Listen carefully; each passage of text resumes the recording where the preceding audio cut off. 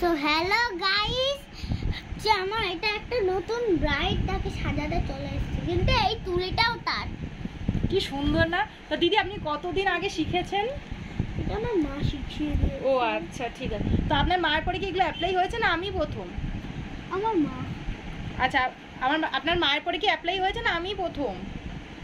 আপনিই প্রথম।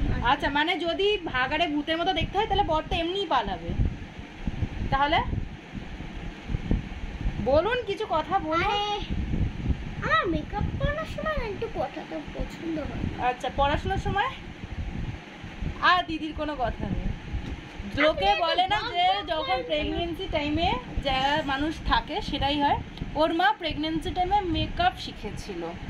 ওর মা কিন্তু মেকআপ আর্টিস্ট হয়নি, কিন্তু মেয়ের মেকআপের প্রতি এত ঝোঁক, আমার চুল বাঁধা মেকআপ তো সব কিছু যত রকম থাকবে টর্চার আমার প্রতি, মার প্রতি না কিন্তু আমার প্রতি। এই যে ওর মায়ের বক্তব্য, ওর সাজুনি হয়েছে নাকি আমার মতো স্টাইল হচ্ছে, আমার মতো স্টাইলিশ জামা প্যান্ট সব বলবে আমার সাথে করবে। আপনি কি আপনার মায়ের সাথে করুন দিদি। আপনি তো ফোন করে যারা বলে মাসি হওয়া খুব সোজা, এই টর্চারগুলো সহ্য করতে হয়।